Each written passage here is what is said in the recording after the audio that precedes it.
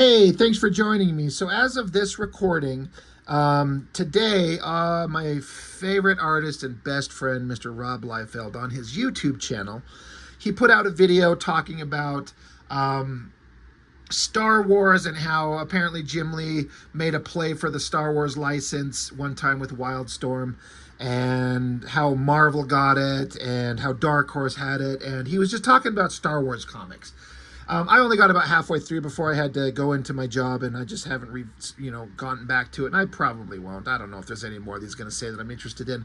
But he got me thinking about Star Wars comics, and I kind of forgot that back in, I believe it was 2015, if I have my dates correct on these books,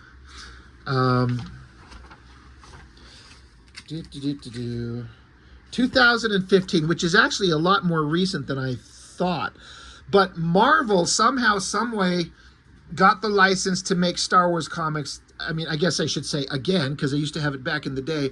According to story and the way things are, and the way that Liefeld tells it, is that back in the day, somebody had to convince Stan Lee to get the Marvel license, or to get the license for Star Wars at Marvel.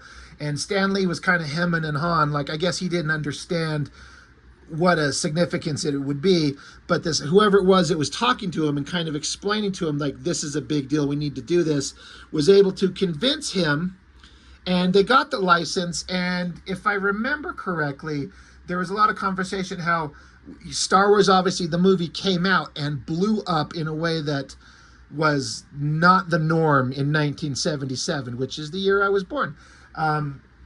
And so then people were hungry for Star Wars content, and Marvel had the license, and so they started making comics. And from what I understand, it was a big seller. It was very popular, and I think I seem to remember that it helped out Marvel financially in a way that they kind of really needed. Correct me if I'm wrong, if I have any information kind of backwards on that. And then whatever happened, I never read any of those Star Wars comics. I've seen them here and there. I've never been interested in comics based on stuff I enjoy visually in terms of movies or TV, because the art never can even come close to matching the visual impressiveness of Star Wars. Like Star Trek is another one. I love Star Trek, and I've seen some Star Trek comics, and I'm sorry to say, visually, everyone that I've seen, I have not seen them all, but visually, everyone I've seen has fucking sucked. It's like they're trying to do likenesses on the faces to make them look like the actors, and then the artists are not great at drawing vehicles and spaceships and stuff because it's hard, and so they look kind of distorted and weird and not powerful and awesome and epic the way it should. And I hate Star Trek comics because they never match that. And the few Star Wars things that I've seen, most of them have been terrible. So when Marvel announced that they got the license, or whatever the hell it was, to make Star Wars comics, I don't know that I was interested, but when they started listing the creative teams, suddenly I was paying attention. And so I went through and dug out everything that I could find that I had. And I was actually shocked at, I forgot. I have not forgotten. I do remember very much that I was very excited. Like, I actually ended up really liking these books. And I was shocked. And so they had, obviously, a Darth Vader centric book, and I forgot how many issues I got. These are issues 1 through 4. Here's the rest. I collected it all the way up into 25. Now, I don't know if it ended there or if I just stopped at 25. I don't remember. But, like, for me to collect a series this long, I must have been into it. And I do remember, like I said, I remember really liking these things. And I was profoundly shocked. Also, they had just a regular title just called Star Wars. And they had John Cassidy on it. And this thing went, that's a secondary series, but there's a Princess Leia 4-issue series. But Star Wars itself went 25 issues. And I remember, like, really kind of liking these. Now, the biggest surprise to me is that I enjoyed the Vader book way more than I enjoyed these. John Cassidy's art, I've been a huge fan and advocate of his work, but I've said before, sometimes some artists on certain titles just do not mesh very well. Cassidy can do some amazing stuff, but some of the stuff he did in here wasn't quite as exciting to me as some other stuff that he would do later. But eventually, once we got past, and we got into issue 8, Stuart Immonen started drawing the Star Wars book, and I love, oh my God, do I love his work. But what was interesting is that apparently both of these titles, this is Jason Aaron, and then this is written by the Vader book. God, I'm trying to, all right, let me put the Star Wars ones down, because who cares. But Gillen, but what's the first name? I don't want to mispronounce it or say it wrong, but I'm just a terrible YouTuber at this fucking shit. Kieran Gillen? If I've ever read anything from either one of these guys, I don't recall it. So I had no expectations. But what I do remember is that they said, God, sorry, we're 6 minutes into this. I wanted to get jumping right into the story, but I just want to kind of explain the build up to it. But I remember them talking that Marvel got the license to do Star Wars books, and they said, I haven't fact checked myself on this, but I'm certain I remember very clearly that they said that this stuff is all in continuity to the movies. And I'm like, sure, whatever. No, there's no way. Because the instant someone else gets a movie going and they're going to be told that they have to adhere to the storylines that took place in a fucking comic book, no movie director is going to adhere to that. So it's continuity right up until a movie director says, go fuck yourself. I'm going to do what I want or I'm out. And then the comic books are thrown in the trash heap. But for the time, at the moment, these books are continuity in line with the stories of the actual movies themselves. And the titles, you got Vader's book and the Star Wars book, and shit that happens in Star Wars gets talked about in the Vader book because they're all set in the same timeline, which is directly exactly after the events of A New Hope. It follows up instantly after that. Like in the Star Wars book, if you see this ridiculous, silly outfit that Luke Skywalker's in, he's in the outfit that he wore at the end of A New Hope when they got their medals. That, like, whatever, yellow colored jacket. He only ever wore it there that one time. But this book picks up directly right after that. And, well, we'll get into Star Wars here later. But yeah, it's all about Luke just being that young kid immediately after New Hope and before Empire Strikes Back. So that was an interesting concept. And I thought that I would enjoy Star Wars the most, and I did enjoy it. But the Vader book became way more interesting to me. And even more shocking to me is the artist. I never liked Salvador Larroca. I'd seen his work, and I did not fucking get it. I did not know why that guy got work. I do not know what his appeal was. I did not like his work. But this stuff works in a way I did not expect. And even more interesting is it had some of the most interesting characters that I have seen in a Star Wars anything. It's these three that don't get introduced until issue 3 here. But this is, I think her name's Dr. Aphra. She's kind of like a Star Wars, Indiana Jones, Lara Croft combination. And then you have, this looks like a C-3PO and an R2-D2, but clearly not R2. But it's just a protocol droid. And it's not an astromech, he's a blastromech, meaning he's like an R2 type, but he's filled with nothing but deadly weapons. And he's like a psychotic killing machine. And then the astromech, he's just a body. They get a computer program. We'll get into it in the comics here, where she goes to track down a computer program and uploads it into his mind. So now this computer program is controlling the body. He is 000, and this is BT-1. And there's two of the most interesting kind of like robotic droids in the entire Star Wars universe. And to me, I was more interested in what was going on with them because they were so interesting. I was like, oh my God, these droids, they're like killer C-3PO and R2-D2, like very deadly. It sounds impossible, but it was totally possible. And I was into these books, and I haven't seen them in a long time, so I kind of refreshed myself with these first 4 issues. We'll see how many we can get through, because here we are 10 minutes into it. I haven't even flipped open the book till I get into the story. I am so sorry. I just start talking, and off we go. I would never also intentionally choose some bullshit kitty kind of like cover like that, but that's just the one that I had. I had it on my holds, and this is what they dropped in my box, so whatever. I prefer a more serious take, but and they start out visually like, how else could you possibly start this? A long time ago in a galaxy far, far away. Can you imagine what's on the next double page spread? Well, of course it's this, Star Wars Darth Vader. And again, I was like, what could I possibly be interested in Star Wars and a Darth Vader comic? Like, what more story could there be to tell? I should say, for full disclosure, Star Wars as a brand is fucking dead to me. Disney has ruined it so totally and completely.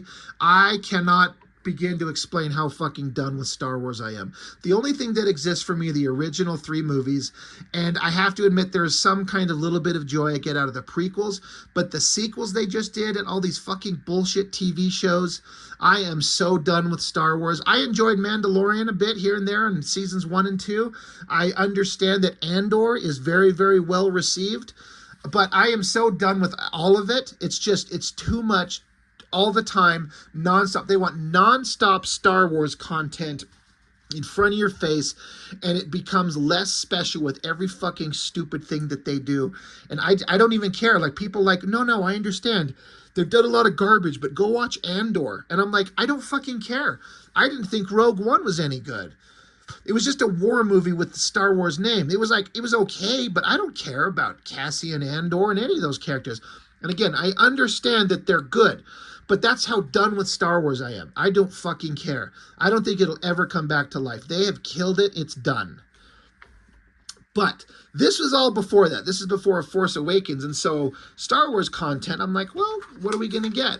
So Book 1, Vader. It is a period of insurgents. Rebel spaceships striking from a hidden base on the moon of Yavin have won a shocking surprise victory against the rightful reign of the Galactic Empire. The Empire's ultimate peacekeeping force, the Death Star, was destroyed due to an unforeseen design flaw. Without this deterrent, the rule of law is in danger. Chaos looms. For the 19 years after the vanquishing of the Jedi and his painful rebirth on volcanic Mustafar, Sith Lord Darth Vader has faithfully served his master, but now he has failed the Emperor and must pay the price. So it's interesting that this is written from like a different perspective. Whereas the rebels are the bad guys and the Empire has the rightful reign of the Galactic Empire. Chaos looms because the rebels are out to get everyone. So it's like from a different perspective. That's really interesting. That's clever. So then you get great shot. We obviously know exactly where we are. This is Tatooine. This is Jabba the Hutt's palace. And artistically, I mean, like, that looks great. You get the classic shot. You've seen this in Jedi with the doors opening up, but instead of Luke coming out, we get, and you can probably obviously tell that that's going to be Vader. And so we get kind of a replay of the kind of the events, how Luke showed up at the beginning of Jedi, but it's Vader. You get the, I forget the name of these pig soldier guys. I keep wanting to say Mandalorian, but I know that's not right. That's the Boba Fett things. What the fuck are these pig things called? Who fucking cares? They show up, and then they're just cut down by a lightsaber. It's silent. Again, thank you, writer, for not bombarding us with text boxes we don't fucking need. McFarlane, bud. Just let the visuals tell the story. Vader walks in, lightsaber out, walks down. You get, what, Bib Fortuna? He's like, Dewanga. He says, I will speak with Hutt. He says, tell him. Holds his lightsaber up. And so Bib Fortuna's like, okay. So up to Jabba. He's like, he's here. Wake Master. He butchered the guards. And then so Jabba just swipes him out of the way and he says, you arrive a day early, kill 2 of my guards, and expect me to deal with you? Like, in terms of starting a comic, I'm like, there's a lot of like nostalgia bait, right? We're starting off with the beginning of Jedi. It's chronologically, it's way before Jedi, but we're getting to see a lot of the visuals, and we're getting to see shit that, according to Marvel and the writer, this is stuff that happened. We just didn't see it. So we get to see Hutt. There he is. He says, you come a day early and you expect me to deal with you. And it's a double-page spread. Look at Vader standing there looking awesome. All the creatures that you recognize. In terms of a visually drawn comic, so many, like I said, so many adaptations in comic form of movies and stuff are terrible. But I'm into this. I never liked Salvador Larroca's work, but he's got me. And so Vader says, I have only killed 2. Do not make me reconsider my generosity. Hutt says, what can I do for the Emperor, or the Empire, Lord Vader? So Vader says, dismiss the audience, Hutt. So Hutt, waves his hand. Everyone walks out. So Hutt says, what can I do now for the Empire, Lord Vader? Vader says, not the Empire, for me. Now, I do have to say, I have said before, Darth Vader's mask has got to be one of the hardest things to draw. And 100% Salvador Larroca is photo tracing that. I don't care. And I think Salvador Larroca does a lot of photo tracing. In some instances, I do care. But in this, because Vader's mask, that shit sucks. That thing is hard to do and make it look right. And I think the only thing, if you have to photo trace it to get it to look right, I'm kind of fine with it. It looks exactly like he should. Not some distorted thing you've done from memory, or like where you're looking at it, but you're just kind of doing the best version of it that you can. Like, he photo traced it. He probably does digital art. I don't care. In this case, I've been fine with it. But anyway, Vader says, not for the Empire, for me. He says, I will return here tomorrow in my official capacity. This is a personal issue, and it will end to my satisfaction. Hutt says, do not even think to try to perform a mind trick on me. They do not work on the great Jabba the Hutt. So again, we're setting up shit we know. It only works on the weak-minded. Vader says, I was not Hutt. This is not the way of the Sith. You haven't dealt with the Jedi in a long time. They are gone. The reason why stands before you. Step carefully. And so there's this whole multi-panel scene of Vader slowly walking towards... Now, we all obviously understand that there's a pit right in front of him to drop him down into the sarlacc. And so we keep visually seeing like Vader almost stepping onto the area where he could be dropped down. And so Vader says, step carefully. Hutt says, do you know the bounty the rebels have on that head of yours? What the darker factions alone offer should be a compliment to you, Vader. The Emperor's bludgeon alone in secret. If you disappeared, no one would ever know. So I like this. They're actually saying that the rebels have a bounty out for Darth Vader. The rebels, the good guys, are saying, if somebody kills Vader, we'll make you rich. And Hutt saying, like, you're the Emperor's secret weapon, but you're here. No one knows you're here. So if I were to kill you, would anyone even know? And so Vader's quiet, and he's like not stepping forward. And Hutt says, I see you know enough to step carefully. But tell me, are you brave or foolish? Vader says, that is not the question, Hutt. The question is, are you? Again, great shots of Vader's face, great shots of Jabba the Hutt. Again, probably photo traced. But I don't care because the storytelling works, the angles work, and it looks exactly like the characters, and that's why I'm into it. I love it. So Hutt says, Vader says, the question is, are you? And Hutt says, oh, Jedi, always making everything so difficult. So all the bounty hunter scum that work for Hutt show up behind Vader, to take him out. So Vader ignites the saber, and then we get classic lightsaber fight. Well, not a lightsaber fight, but a battle where he just deflects all the laser blasts from all these creatures nonstop, just easily handles all these creatures. And again, it's just told visually, no words anywhere, and we don't need it. It's so great. So he just makes his way through all these monster characters, super simple, even blows up a jar next to Jabba and stands there triumphant. And Hutt says, Lord Vader, let us not be hasty. So, yeah, Hutt's suddenly a little bit scared. And Vader says, you called me a Jedi, you know nothing. Mind tricks are not of the dark side. So he starts force choking him. Vader says, we prefer force. Do you understand? And Hutt says, yes. So Vader, he's made his point. He's established dominance. So he stops the force. And Hutt says, you drive a hard bargain. It's difficult to not respect that. So Vader says, better. This is what I need.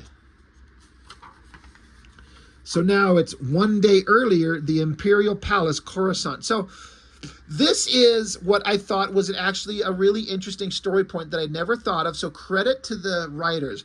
Basically, well, what they're talking about here, the Emperor, he's like, explain, Vader, what has happened now? He's like, I arrived on Simoon 1 to begin negotiations with Hutt's envoy over securing his resources. I found it under assault by rebel forces. So what he's talking about is the stuff, I believe, that happened in the first issue of the regular Star Wars comic that was coming out at the same time. And that is all this stuff that went on here. Let's see. And I'll get into this one eventually, for sure. You might be getting a lot of Star Wars content from me. But Vader's here. But this shit, things go down not the way that they want. And it's bad. Plus, at the end, Vader and Luke are face to face. So, like, the first time they've ever seen each other, according to this story, is not Empire, is here. But this is what they're referring to. And Vader's explaining how he fucked up, because there's Luke, Han, Leia. He says they did all this stuff, they stole this stuff, they blew up certain things. Because the Death Star got blown up, the Empire is trying to, like, regain their foothold and get resources and stuff. And the Death Star being blown up, plus this thing happened immediately after. The Emperor is saying, this is a considerable setback to our production. What of the Overseer? I've brought, Vader's like, I brought this guy with me. And then, so they've got this guy who is in charge of stuff in that other book, strung up. He's being tortured. And Vader's saying, the Overseer will not fail us again. The rebel agents troubled me. And so the Emperor stops Vader in his tracks. He says, enough of them. Let's talk of failure. This Overseer will not fail again. But what of you, Vader? So basically, the Emperor is pissed off that they lost the Death Star. And he blames Vader for it. So Vader has lost credibility in the eyes of the Emperor, which is like an interesting idea.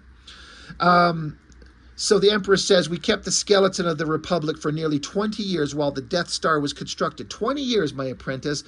All that planning is now a layer of dust orbiting around Yavin. Now, we no longer have the Senate to hold order. We do not have the Death Star to force it. Our greatest weapon is gone. Our production is ashes. We are besieged. In all these years, you have never skirted closer to disaster. Thanks to you. So the Emperor's pissed. And he's like, it's your fucking fault, Vader. And if you think about it, that's a completely valid point. So credit to where credit's due for the writers for looking at the story that happened at the end of Star Wars and like, where can we go? And what do? They put the Emperor and Vader at odds because Vader fucked up and Emperor doesn't think that he's worth the mantle. He says, you tag the rebel ship with a homing beacon and then let the rebels escape with the Death Star plans, exactly as happened in the first movie. He says deliberately. So Vader says, I take responsibility for my actions, but I was not alone in my failings. The arrogance of the weapon courted disaster. Even the power of that space station is nothing compared to the Force. So they're talking about that scene in the first Star Wars where there was that one guy at the table that says, that like was saying that the rebels are well more armed than you realize. And Vader's like, don't be too proud of this technological terror you've constructed. The ability to destroy a planet is insignificant compared to the power of the Force. And yeah, that one guy's like, don't try and scare us. Like, fuck you. But they're like making a point, like, you know what? The Force didn't stop our fucking space station from being blown up. Like, this is bad. And so Emperor's like, yeah, Tarkin, Moti, and the others share blame, but you are the only one still living to suffer my anger. You, an isolated survivor of the greatest military disaster in all my empire's history. Oh, you are truly the chosen one, Vader, chosen to be responsible. Vader says, I will make it right. I will crush the rebels. And the Emperor says, no, I think not. You think yourself clever, but you have proved yourself a blunt instrument, far better to be wielded than to wield. So then they have this image of this guy. There was this one dude right here that was in the original show. I don't know how to say his name. It's spelled Tagge. Taggy? I don't know. Tag always argued against the arrogance of the Death Star as a sole weapon. He alone was properly wary of the rebels' threat. While the second Death Star is constructed, his philosophy must be dominant. It was lucky he left the station before its destruction to return to his beloved fleet, or I would have no one I could use. He is to assume primacy.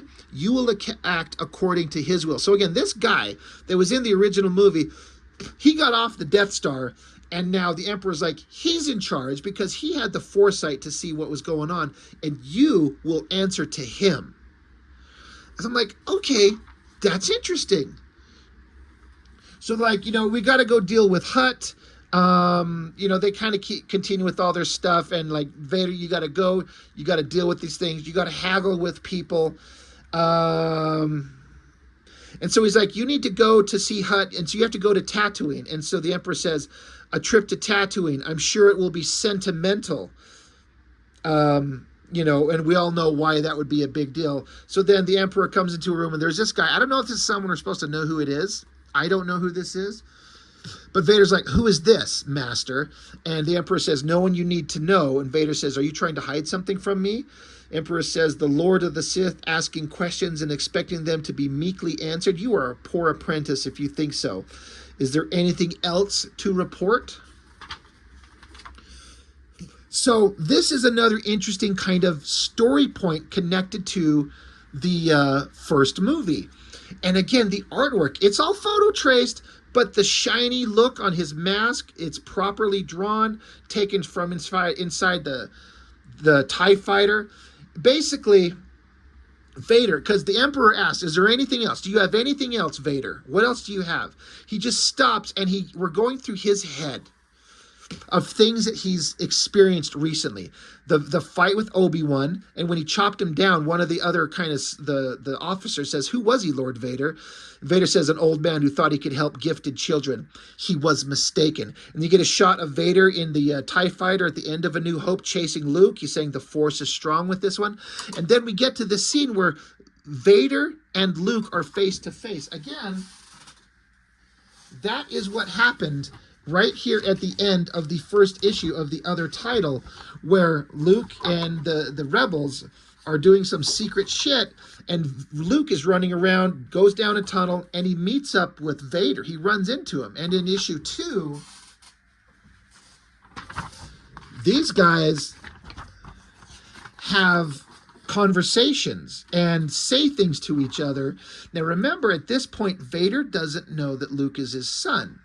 He doesn't know he has children. The whole thing that was kind of set up in the prequel. So both books are story-wise running together. So Vader, you know, again, the Emperor asked him, is there anything else? So Vader, in Vader's mind, he's going back through his recent memories, fighting Obi-Wan Kenobi, chasing somebody, the Force is strong, runs into this guy, and Luke is yelling at him, I was there on the Death Star. I saw what you did to him. You killed Master Kenobi. And so then Vader got Luke's lightsaber in his hand. He says, wait, this lightsaber, I know this weapon. It once belonged to... Like, obviously, that used to be Vader's when he was, or that used to, yeah, when he was Anakin. There's his lightsaber. And then as they get away, Vader's saying, the boy, Obi-Wan, gave him my saber. So Vader's putting it together that, who is this guy? Who is this young man? So again, the Emperor asks, do you have any other questions? And Vader goes through his mind on all these important things. He's like, Nothing to trouble yourself with. He keeps it to himself. He knows he's in deep shit, and the emperor probably knows something. So he's like, nah, no. So the emperor's like, then go and do not fail, do not fail me again. Vader walks off. The emperor's got this new guy he's talking to. So Vader's out of favor. He gets onto a Star Destroyer. They're like, we need to get to this place, but we have to go to this place first. We have to zip around. And the captain of the ship, he says, that extends the journey, sir, to hit the deadlines. The engines, Vader says, will only be a problem if your engineers are substandard. Are you admitting your crew is substandard? If so, you understand that reflects most poorly on your command. The guy says, we'll be there, sir. Vader says, good. Now leave me. I would meditate. And so again, Vader's like, he's making plans because he has to, because he's out of favor with the Emperor. One day later, Vader's standing on Tatooine, and a foot steps into view, and he says, you're the client? And Vader says, I am, and you're the best Jabba has. Are you bounty hunters up to the challenge? So going back to the beginning, you know, Vader come to speak to Jabba, and he needed something from Jabba that was all set up here. What did he need? Vader needs bounty hunters. What does he need bounty hunters for? Who is it going to be? So you get, I mean, it doesn't say Boba Fett, but that's got to be him. And then a Wookiee of some type. He says, give us the mission. You'll see. So Vader says to these guys, there's an X-Wing pilot. He knew an Obi-Wan Kenobi. He left this planet aboard a smuggling vessel called the Millennium Falcon. Fett says, I know the ship. Dead or alive? Vader says, alive. I have need of him. So then Boba Fett says, and what about, they call him, the name is this Wookiee, Black Chrysanthemum? I think it is Krrsantan. Black Chrysanthemum, his name is this Wookiee. Vader says, there is an agent. I want him traced. He is engaged in secret work for the Emperor. It is a secret I would wish to share.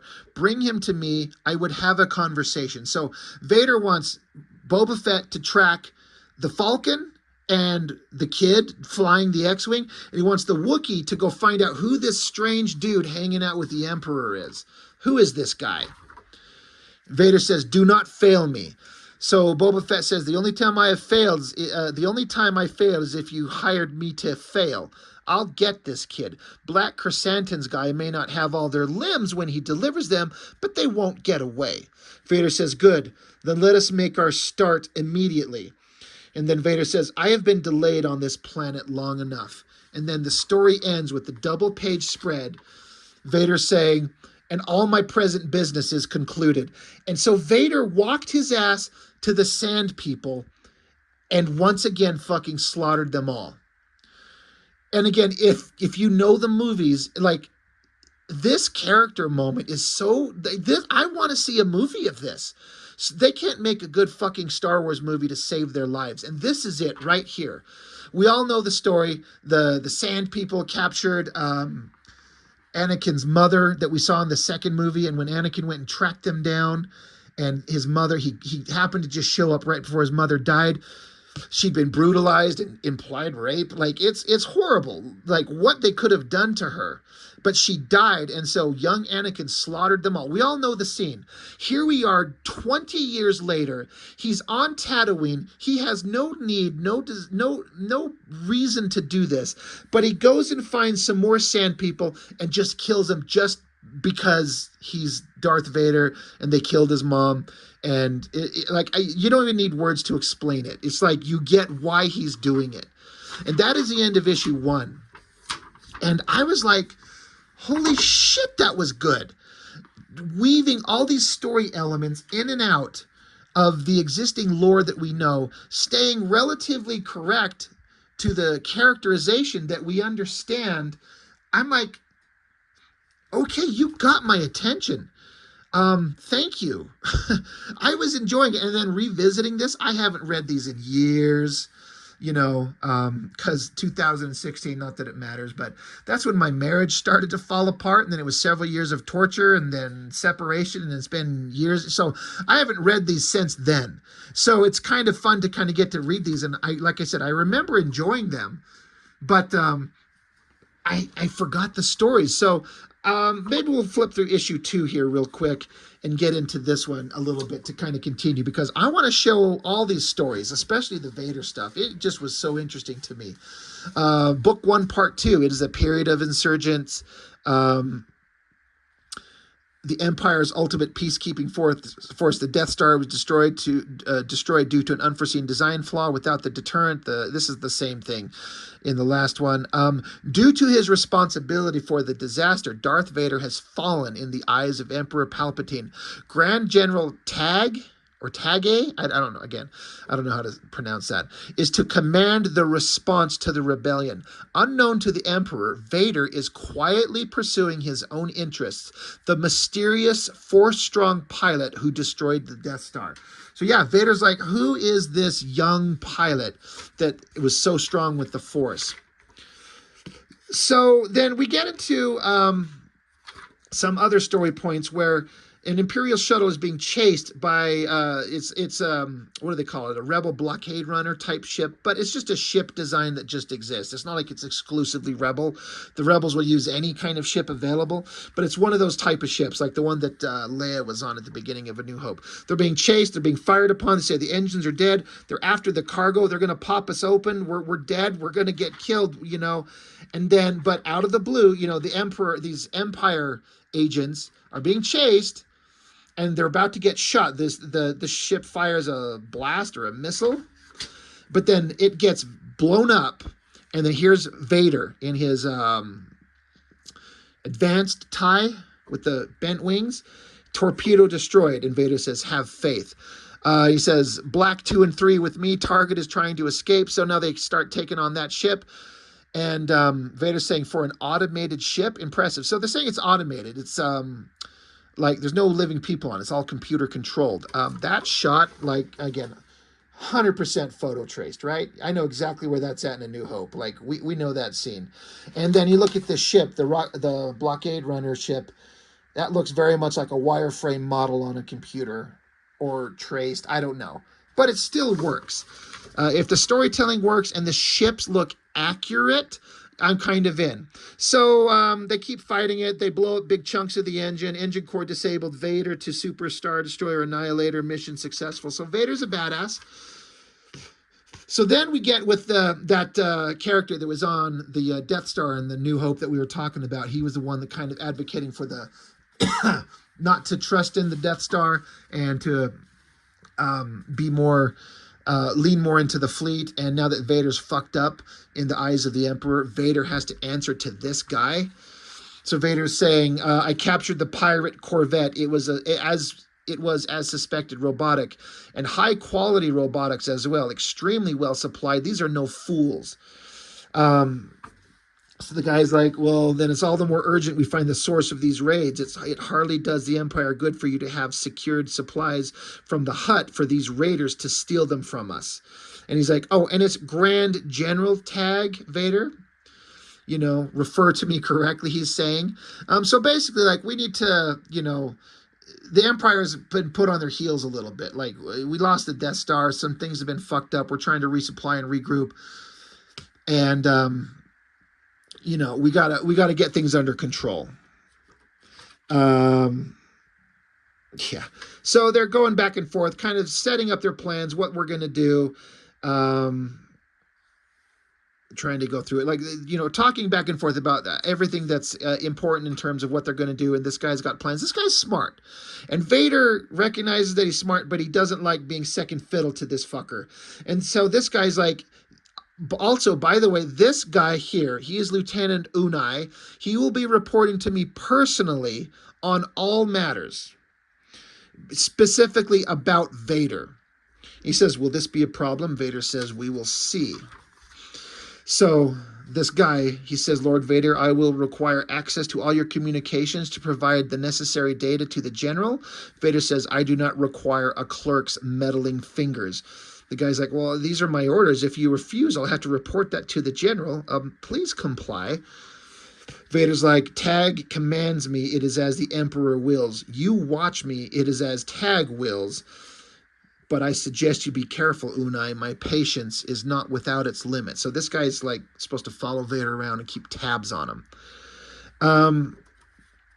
So later on, this Unai guy, he's like, very interesting. And Vader's like, well, you seem particularly obsessed with the minutiae of my work. I would think your time better spent preparing for our mission. And this guy's like, well, that's your mission, Lord Vader. This is mine. There's some communications logged with the bounty hunter, a Boba Fett. Vader says, it's a private matter. I'll explain when we return. And even if you don't have to prepare, I do. Droid with me. So he's got this robot with him. So they approach this asteroid space station, the extreme edge of the outer rim. And so there are these weird alien creatures like, hey, the droid ship, it's back. So the blockade runner, the Corvette, they call it, it's returned. And they basically were saying previously when they were having their conversations, like they're going to fix the ship up and let it return to its base of operations because there's some aliens that are basically using it as a pirate ship with droids and robots only to steal supplies. So the Empire fixed it back up and let it return so that they can find out who's fucking with their supply lines. The guy's like, what? This took a beating out there. Well, unload the cargo, get on with the repairs. And so they're opening up the ship saying, welcome home, boys. Brought a fine haul of imperial weapons with you. Like questioning, like, you guys brought some cool stuff with you, right? What did they bring? They brought Darth Vader and some stormtroopers. And Vader's holding him up in a force choke. And so they're like, secure the core, like secure the space station. He's got his droid plugging in. And the alien pirates are like, oh shit, it's Vader, it's the Empire, we're in trouble. Meanwhile, Vader's droid is ejecting itself outside on the space station.